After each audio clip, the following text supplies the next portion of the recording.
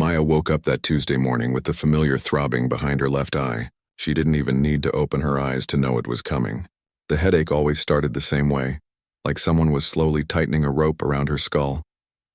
She lay there for a moment, staring at the ceiling of her small Boston apartment, wondering if she could call in sick again. But she'd already missed 2 days last month, and her boss had given her that look. You know the one. The look that says they understand, but not really. She dragged herself out of bed and stood in front of the bathroom mirror. 28 years old, and she looked tired. Not just tired from a bad night's sleep. Tired in a way that went deeper, like exhaustion had settled into her bones and made a home there. Her dark hair was a mess, and there were circles under her eyes that no amount of concealer could hide anymore. She'd stopped trying weeks ago. The thing about living with constant headaches is that you learn to function anyway. You learn to smile through the pounding, to have conversations while your brain feels like it's being squeezed in a vice, to act normal when nothing feels normal at all. Maya had become an expert at pretending. She'd been pretending for so long, she sometimes forgot what it felt like to not be in some level of discomfort. Her phone buzzed on the counter, a text from her best friend, Jen. "Coffee before work?" Maya typed back a quick excuse. She loved Jen, truly, but maintaining friendships required energy she didn't have most days. Jen was one of those naturally happy people, always seeing the bright side, always planning the next adventure. Maya used to be more like that, or at least she thought she was. It was hard to remember now. She worked as a physical therapist at a rehabilitation center downtown. There was something deeply ironic about spending her days helping other people heal, while she couldn't seem to fix herself. Her patients loved her, though. She was patient, gentle, understanding. She knew what it felt like to hurt, and that made her good at her job. Sometimes she wondered if that was all she was good for anymore. Taking care of others while slowly falling apart herself.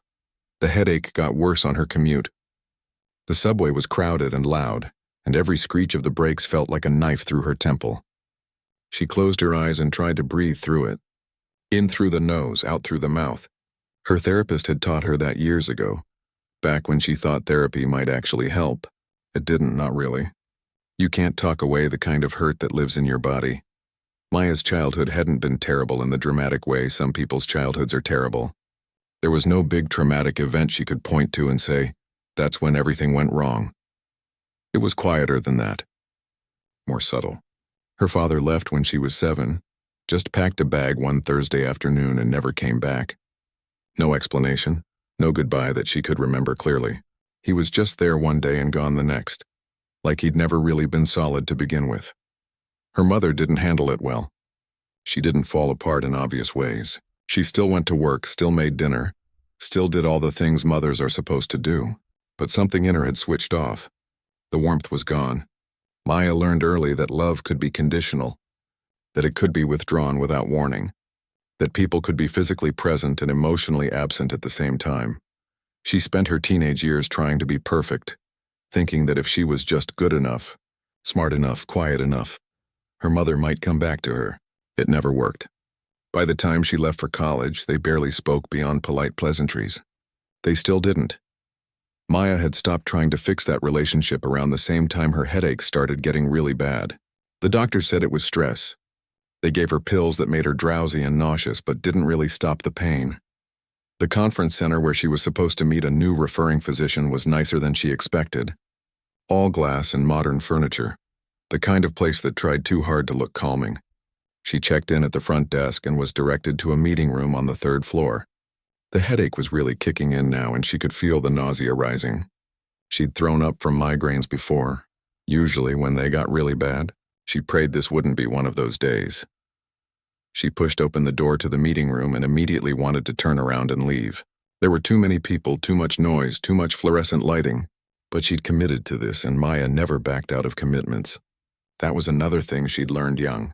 Be reliable. Be dependable. Be the person others can count on, even when you can't count on yourself. A man approached her as she stood awkwardly near the entrance. He was probably in his mid-30s with dark hair and kind eyes behind wire-rimmed glasses. He wore a doctor's coat over casual clothes, and there was something calm about his presence that made her relax slightly, despite the chaos in her head. "You must be Maya Rodriguez," he said, extending his hand. "I'm Dr. Samuel Chen. We spoke on the phone about the Johnson case. She shook his hand, a brief professional gesture, and something strange happened. The throbbing in her head didn't disappear, but it softened, like someone had turned down the volume on her pain. She blinked, confused, and pulled her hand back. "Are you all right?" he asked, noticing her expression. "Yes, sorry. Just a headache." "They're pretty common for me," he nodded sympathetically. "I specialize in chronic pain management, actually. Neurology. If you ever want to talk about treatment options, I'm happy to help." She gave him a polite smile, the kind she'd perfected over years of deflecting concern. "I've tried everything. I'm used to it at this point." They talked about their mutual patient, an elderly woman recovering from a stroke who was making slow but steady progress. Samuel was thorough and thoughtful, asking questions about her mobility and suggesting adjustments to the therapy plan. Maya found herself actually enjoying the conversation, which was rare. Most doctors she worked with were rushed or dismissive. He actually listened. By the time the meeting ended, her headache had crept back to its usual intensity. She'd almost forgotten about that weird moment when it had faded. Almost. She gathered her things and headed for the exit, eager to get home and lie down in her dark bedroom. "Maya." "Wait," Samuel called after her. She turned, trying not to show her impatience. Her head was pounding now, and all she wanted was silence and darkness. "I just wanted to say, I really appreciate your insights today. Mrs. Johnson is lucky to have you." He paused, seeming to consider his next words. "And I meant what I said about the headaches. There are some new treatments that might help." "Thank you," she said automatically, already moving toward the door. "I'll keep that in mind." She wouldn't, of course. She'd heard it all before.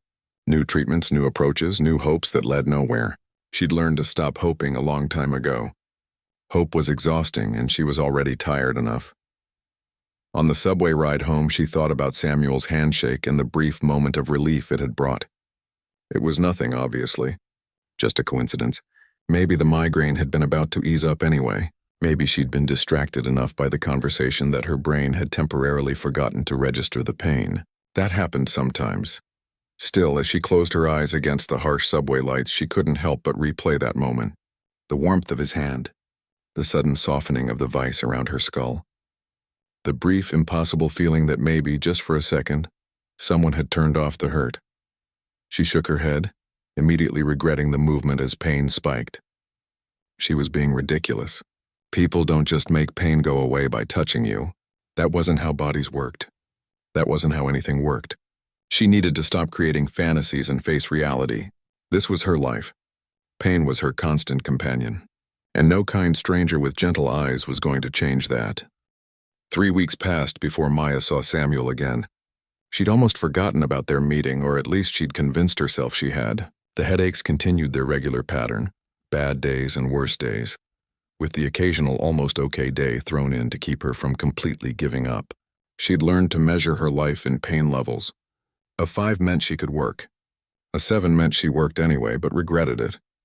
An 8 or above meant darkness, silence, and hoping she wouldn't throw up.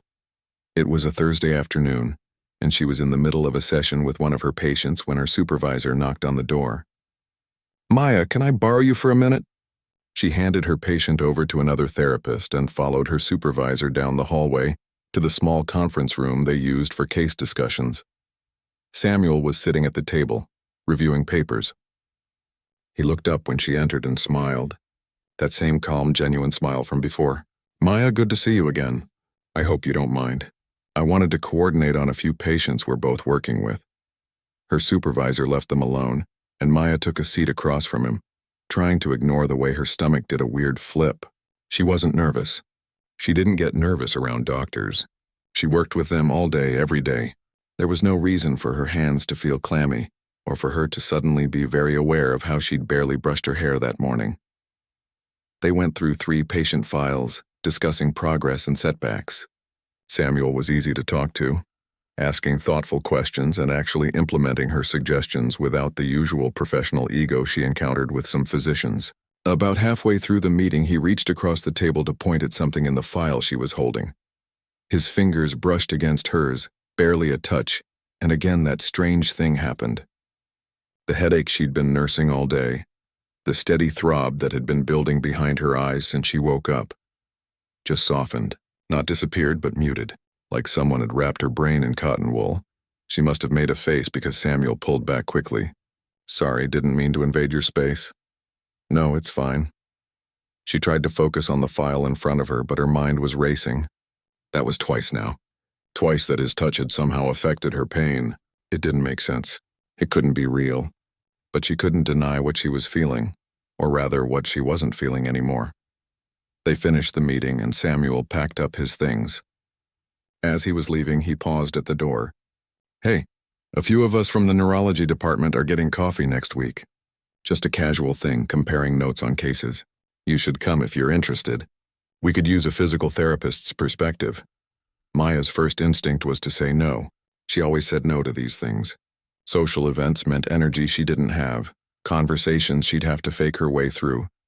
The risk of someone noticing that she wasn't quite right. But something made her hesitate. Maybe it was professional curiosity. Maybe it was the fact that her headache was almost gone for the first time in days. Maybe it was the way Samuel looked at her, like he actually saw her and didn't find her lacking. Sure, she heard herself say. Text me the details. He grinned, a real smile that reached his eyes and left. Maya sat alone in the conference room for a few minutes, touching her fingers to her temple. The pain was creeping back now that he was gone, but slower than usual. She pulled out her phone and opened her notes app, where she kept a pain diary her neurologist had recommended years ago. She'd stopped updating it regularly, but now she typed, Thursday, 3 p.m. Pain level dropped from 6 to 3 during meeting with Dr. Chen, returned to 5 within minutes of his departure. Physical contact seems to be the trigger. This is impossible. She stared at what she'd written. It looked insane. She sounded like one of those people who believed in healing crystals and energy work. But she was a medical professional. She dealt in facts, in anatomy and physiology. Bodies didn't work this way. And yet hers apparently did. The coffee meeting happened the following Tuesday at a small cafe near the hospital. Maya almost canceled 3 times but forced herself to go. When she arrived, Samuel was already there with 2 other doctors, both women around his age. They were friendly and welcoming, pulling her into their discussion about a complicated case involving nerve damage. Maya relaxed slightly. This she could do. This was professional, safe territory. Samuel sat next to her, and even without touching, she felt better than she had all day. Just his presence seemed to help, which was even more disturbing than the touch thing. She sipped her coffee and tried to focus on the conversation, but part of her brain was analyzing every sensation in her body, looking for explanations that didn't exist. When the meeting broke up, Samuel walked with her back toward the hospital. It was early evening and the summer air was warm and pleasant. They walked in comfortable silence for a bit before he spoke. Can I ask you something personal? Maya tensed. Depends on how personal. Your headaches. How long have you been dealing with them? She considered lying, downplaying it, but she was tired of pretending. About 10 years. They started in college and just never stopped. I've seen specialists, tried medications, done physical therapy on myself, changed my diet. Nothing really helps. That must be exhausting. It was such a simple statement, but something about it broke through her defenses. Most people said things like, have you tried yoga? Or, you should drink more water. Nobody ever just acknowledged that living with constant pain was exhausting. That pretending to be okay all the time wore you down to nothing. It is, she said quietly. Sometimes I forget what it feels like to not hurt. They reached the hospital parking lot and Samuel stopped walking. He turned to face her and there was something in his expression she couldn't quite read. Concern maybe, or understanding. This might sound strange, he said slowly. But have you noticed anything different when we're working together? With your headaches, I mean. Maya's heart started racing. He'd noticed. Of course he'd noticed. He was a neurologist who specialized in pain. He probably saw patterns others missed. I don't know what you mean, she lied badly. Maya. He said her name gently, not pushing but not letting her deflect either. I've been observing you. As a doctor, I mean. Your pain responses change when I'm near you. I've seen it happen several times now. She wanted to run. She wanted to deny it. To laugh it off. To protect herself from whatever this conversation was about to become.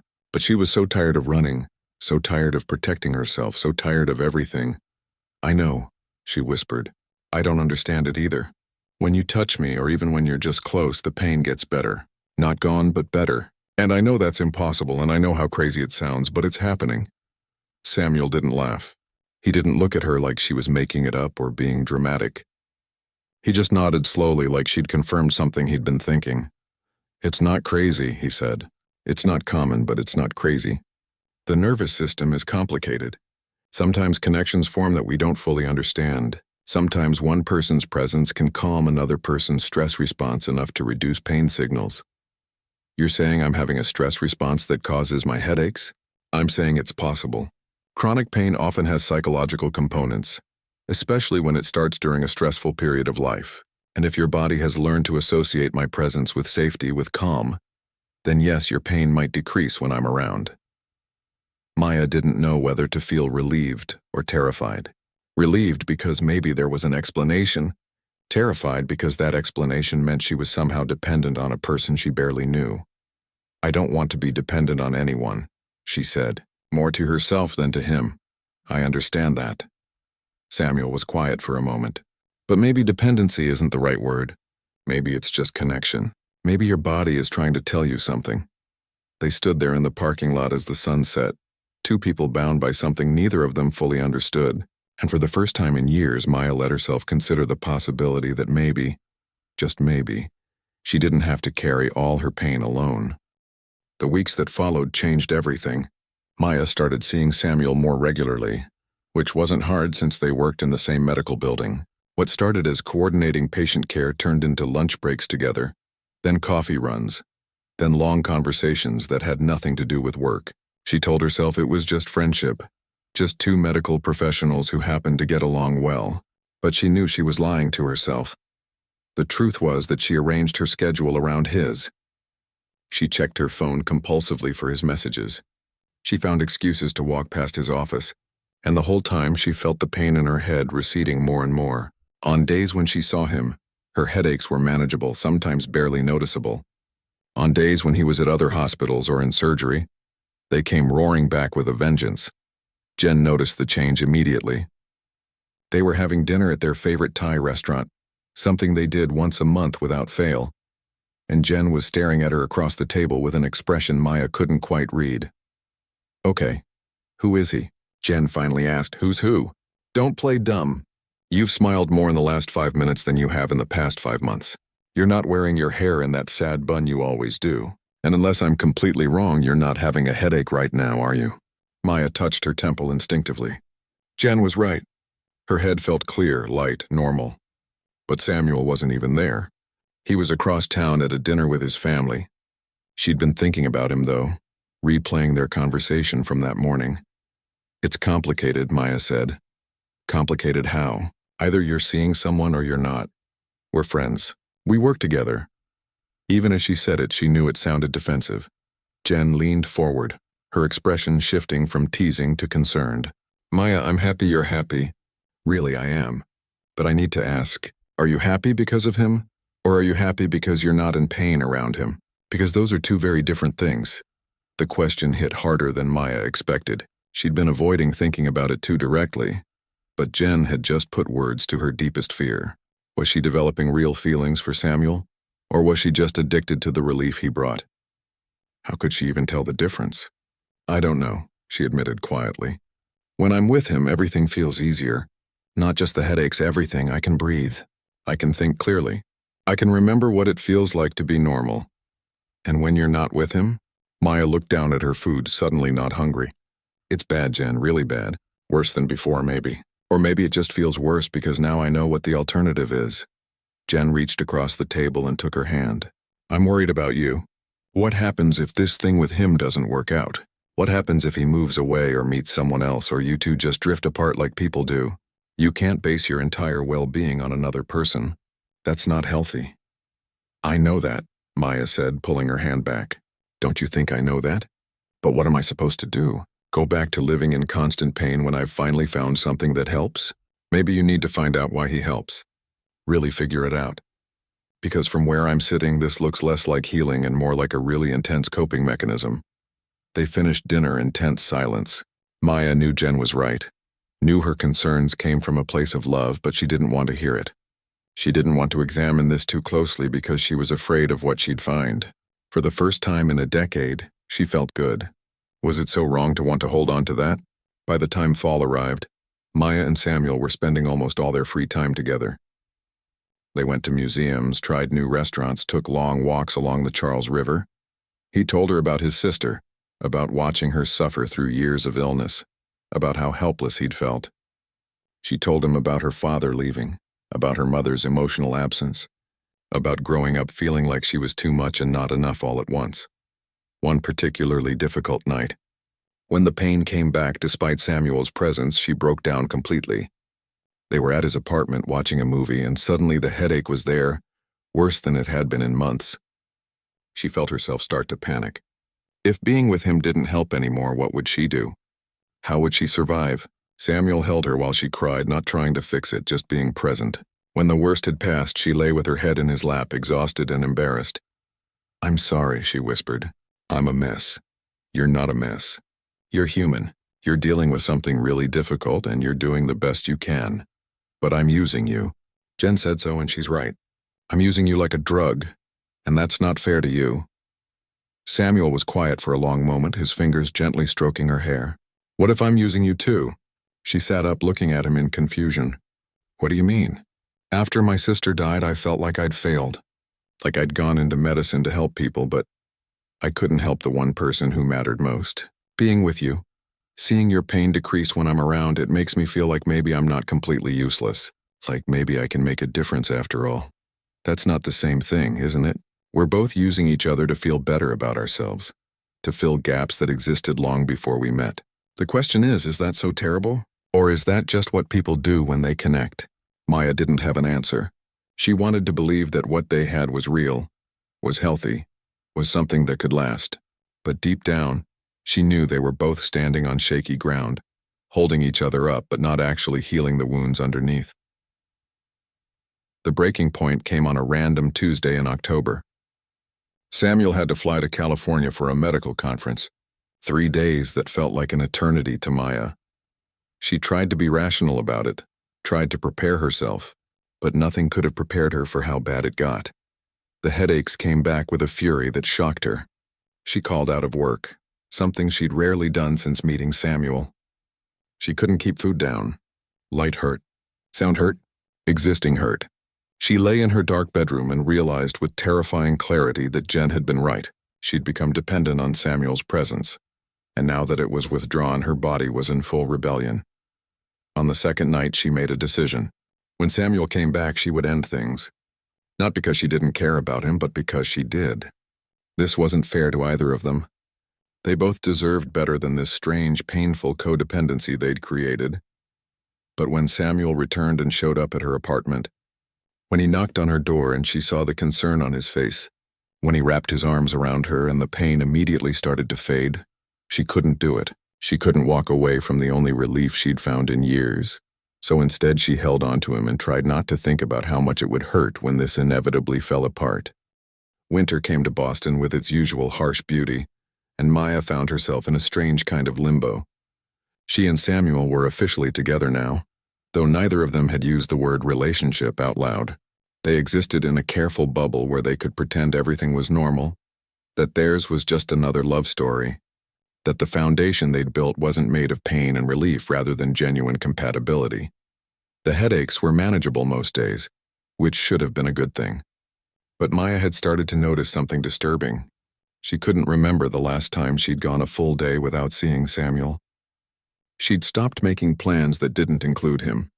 She'd canceled on Jen twice in the past month. Her entire world had shrunk to the size of one person, and she was terrified to acknowledge it. Samuel seemed oblivious, or maybe he was just as deep in denial as she was. He'd started keeping a toothbrush at her apartment, leaving clothes in her closet, talking about summer plans like it was a given they'd still be together. Maya wanted to feel happy about these signs of commitment, but instead she felt trapped, not by him, but by her own body's betrayal. The crisis finally came on a snowy Friday in December. Samuel had been scheduled to work a double shift, covering for a colleague, which meant Maya wouldn't see him for almost 24 hours. She told herself it would be fine. She'd managed longer separations before. She had her medication, her coping strategies, her years of experience dealing with pain. But by Friday evening, the headache was already building. By midnight, it was unbearable. She called Samuel, hating herself for it but desperate. "I'm sorry," she said when he answered, her voice thick with pain and unshed tears. "I know you're working, but I can't do this. I can't. I'll come over as soon as my shift ends. Just a few more hours." "I don't think I can wait a few more hours." There was silence on the other end of the line. Then Samuel said quietly, "Maya, I think we need to talk. Really talk. About what's happening here. I know what's happening. I'm falling apart without you, and that's exactly what Jen said would happen, and I'm so angry at myself for letting it get this bad. I'll be there in 20 minutes. You can't leave work. You have patience, I'll figure it out. Just hold on." He showed up at her apartment 18 minutes later, still in his scrubs, looking exhausted and worried. The moment he walked through the door, Maya felt the familiar release, the loosening of the vice around her skull. She wanted to feel relief, but instead she felt fury. Fury at her body for betraying her. Fury at the universe for dangling this impossible solution in front of her. Fury at herself for being weak enough to need someone this badly. "This isn't working," she said before he could even take off his coat. Samuel stood in her doorway, snowflakes melting in his hair. "What do you mean? This us, I can't be this person, Samuel. I can't be the person who falls apart when you're not around. I can't build my entire existence around proximity to another human being. That's not a life. That's a prison. So what are you saying?" "I'm saying maybe we need to take a break. Give me time to figure out how to exist without you." The words hung in the air between them. Samuel's face went through several expressions before settling on something that looked like resignation. "You want to take a break? Or you want to prove you can handle the pain alone?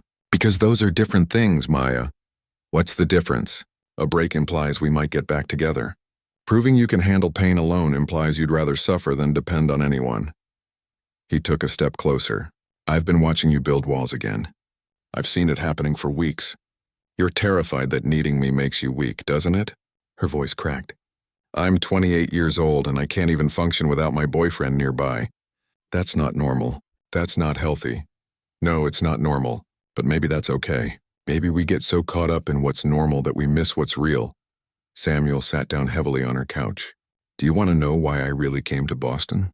I turned down a position at Stanford, a better position with more money and more prestige, to come here.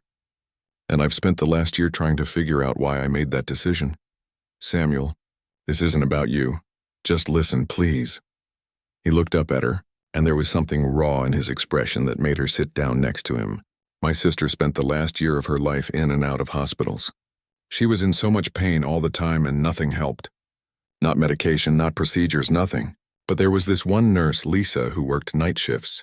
And when Lisa was there, my sister could sleep. When Lisa held her hand or sat with her or just existed in the same room, my sister found peace." Maya stayed quiet, sensing he needed to finish. "For the longest time, I thought it was just coincidence, or placebo effect, or desperate hope. But I watched it happen night after night, and when Lisa was off duty, my sister would be restless and in agony. The doctors couldn't explain it. They wrote it off as psychological, which somehow made it seem less real to them. But it was real to my sister. It was the most real thing in her world. What happened? Lisa moved to another hospital. Better pay, closer to her family. And my sister had 3 of the worst weeks of her life before she died. I've always wondered if she would have held on longer if Lisa had stayed. I've always wondered if that connection, whatever it was keeping her alive." Maya felt tears on her cheeks. "Why didn't you ever tell me this?" "Because I didn't want you to think I was comparing you to her. And because I was afraid you'd accuse me of trying to save you the way I couldn't save her. But after tonight, after you called me in the middle of my shift and I dropped everything to come here, I realized something. I'm not trying to save you. I'm trying to save myself. From what? From the guilt. From the feeling that I failed her. When I'm with you, when I see your pain decrease, when I know that my presence makes a difference, it feels like I'm finally doing what I went into medicine for. It feels like I matter." He turned to face her fully. "So yes, you're dependent on me. But I'm dependent on you too. I need to be needed. I need to feel like I'm helping. And that's just as unhealthy as what you're struggling with." They sat in silence for a long time. Outside, snow continued to fall, muffling the sounds of the city. Maya's headache was completely gone now. But for the first time since meeting Samuel, the absence of pain didn't feel like a gift. It felt like a trap they'd both walked into willingly. "So what do we do?" she finally asked. I think we both need help. Real help. Not from each other, but from professionals who can help us figure out why we need each other this way. You mean therapy. I mean therapy. Separately. We keep seeing each other, but we each commit to working through our own issues. Maya wanted to argue, wanted to say that therapy hadn't helped before, that nothing had helped before, but she knew he was right. They couldn't keep going like this, using each other as bandages for wounds that needed actual treatment. Okay, she whispered. Okay, but Samuel, I'm scared. What if therapy doesn't work? What if we can't fix this? He took her hand and she felt that familiar warmth, that easing of tension. Then we figure it out together, but at least we'll have tried. 6 months can feel like a lifetime when you're doing the hard work of healing. Maya started seeing a therapist who specialized in trauma and chronic pain. A woman named Dr. Patricia, who didn't let her get away with anything. The first few sessions were brutal, forcing Maya to confront things she'd spent years burying. But slowly, painfully, something started to shift. She learned that her headaches had started right after a bad breakup in college, a relationship where she'd been abandoned without explanation. Just like her father had abandoned her, her body had learned to anticipate abandonment, to live in a constant state of stress, waiting for the other shoe to drop. The chronic pain was her nervous system's way of protecting her, keeping her hypervigilant so she'd never be caught off guard by loss again. Samuel was seeing his own therapist, working through his survivor's guilt and his need to be a savior. They'd made an agreement not to talk about their therapy sessions with each other, to give each other space to grow independently. It was hard. There were nights when Maya wanted nothing more than to call him, to hear his voice, to feel that instant relief. But she forced herself to sit with the discomfort instead, to learn that she could survive it. She started doing things alone again. Small things at first, like going to a movie by herself or taking a walk without telling Samuel where she was going. She reconnected with Jen, apologizing for months of canceled plans and one-sided friendship. Jen forgave her immediately because that's what good friends do. But Maya could see the relief in her eyes. Relief that Maya was coming back to herself. The headaches didn't magically disappear. Some days were still bad, really bad. But Maya learned new coping mechanisms. She learned about trauma-informed physical therapy, about breathing techniques that could calm her nervous system, about the connection between her emotions and her pain. She learned that sometimes the headaches were her body's way of telling her something was wrong emotionally, and that if she listened to that message instead of just trying to make the pain stop, it actually helped. Samuel was doing his own work, learning to separate his worth from his ability to help others, learning that sometimes the most loving thing you can do is let someone struggle on their own. They still saw each other, but less frequently, more intentionally. Dates became about enjoying each other's company rather than Maya's need for relief. Spring arrived with a warmth that felt symbolic. Maya was at the rehabilitation center, working with Mrs. Johnson, the patient who'd first brought her and Samuel together. The elderly woman was walking unassisted now, her recovery nearly complete. Watching her move confidently across the room, Maya felt something break open in her chest. "You did good work here," Mrs. Johnson said, slightly out of breath but smiling, "not just with my body but with my spirit. You reminded me that healing takes time, that setbacks aren't failures, that sometimes we have to relearn how to do the simplest things. I think you taught me just as much as I taught you," Maya said honestly. That evening, Samuel invited her to a celebration at the hospital. One of his patients, a young man who'd suffered a traumatic brain injury, was being discharged after months of treatment. Samuel had warned her it might be emotional, and he was right. Watching the young man walk out with his family, watching Samuel accept their tearful thanks with humility and grace, Maya saw him clearly for the first time in months. He was a good man. A kind man, but he was also just a man, not a savior or a cure or a solution to all her problems. And that realization, instead of disappointing her, felt like freedom. After the celebration, they walked to a nearby park. The evening was mild, and there were families out enjoying the weather, kids playing, dogs chasing balls. They found a bench under a tree and sat in comfortable silence. "I have a headache today," Maya said. It was the first time she'd voluntarily told him about her pain in months. "Is it bad?" "About a 6. Manageable. I took my medication earlier." "I'm sorry you're hurting." "It's okay. It's just part of my life. I'm learning to be okay with that. She turned to look at him. I'm learning a lot of things, actually. Yeah? Like what?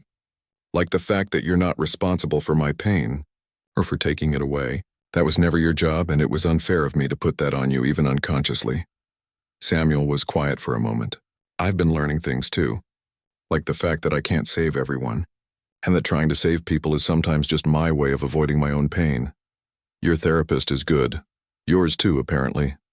They sat together as the sun set, painting the sky in shades of orange and pink. Maya's headache continued its steady throb, but she found she could exist with it. It was there, but it wasn't her whole reality. She could still appreciate the beauty of the evening, the warmth of Samuel's presence beside her, the hope that maybe, just maybe, they were both becoming healthier versions of themselves. "Can I hold your hand?" Samuel asked. "Yes." His fingers interlaced with hers, and that familiar warmth spread through her. The headache softened, not dramatically but noticeably. But this time Maya understood what was really happening. It wasn't magic. It wasn't some mystical connection. It was safety. It was her nervous system recognizing that she was with someone who cared about her, someone she could trust, and allowing itself to relax just a little. Safety didn't erase pain, but it made pain bearable, and maybe that was enough. "I love you," she said, and meant it. Not because he made her pain go away, but because he'd been willing to walk beside her while she learned to carry it better. Not because she needed him, but because she chose him. "I love you too," he replied, squeezing her hand gently. They sat there as darkness fell, two imperfect people who'd found each other at their lowest points and somehow helped each other climb higher. The road ahead wouldn't be easy. There would be more bad days, more setbacks, more moments when they'd have to consciously choose healing over comfort. But for the first time, Maya believed they could make it, because healing wasn't about never feeling pain. It was about learning to live fully despite it. It was about building a life that had meaning beyond just surviving. It was about connecting with others, not because you needed to be saved, but because humans are meant to exist in relationship with each other. Maya's phone buzzed in her pocket. A text from Jen. "Dinner next week? And this time you're not allowed to cancel." She smiled and typed back, "Absolutely. I'll be there." Samuel glanced at her phone. "Making plans without me? I'm impressed. Don't be too impressed. Baby steps." But she was smiling as she said it, and it was real. They left the park hand in hand, walking slowly through the cooling evening. Maya still carried her medication in her purse, still knew her neurologist's number by heart, still expected to wake up tomorrow with some level of discomfort. But she also carried hope now, earned through months of difficult work and honest self-examination. The pain hadn't disappeared. It probably never would completely, but it no longer defined her. She was more than her headaches, more than her trauma, more than her need for relief. She was a woman learning to heal, one difficult day at a time, with people who loved her walking beside her when she needed them, and giving her space to walk alone when she didn't. And every time Samuel touched her, every time that warmth spread through her body and the pain softened, she understood it for what it truly was. Not a cure, not magic, not dependency, just love. Imperfect, complicated, deeply human love. The kind that doesn't fix everything but makes everything more bearable. The kind worth fighting for.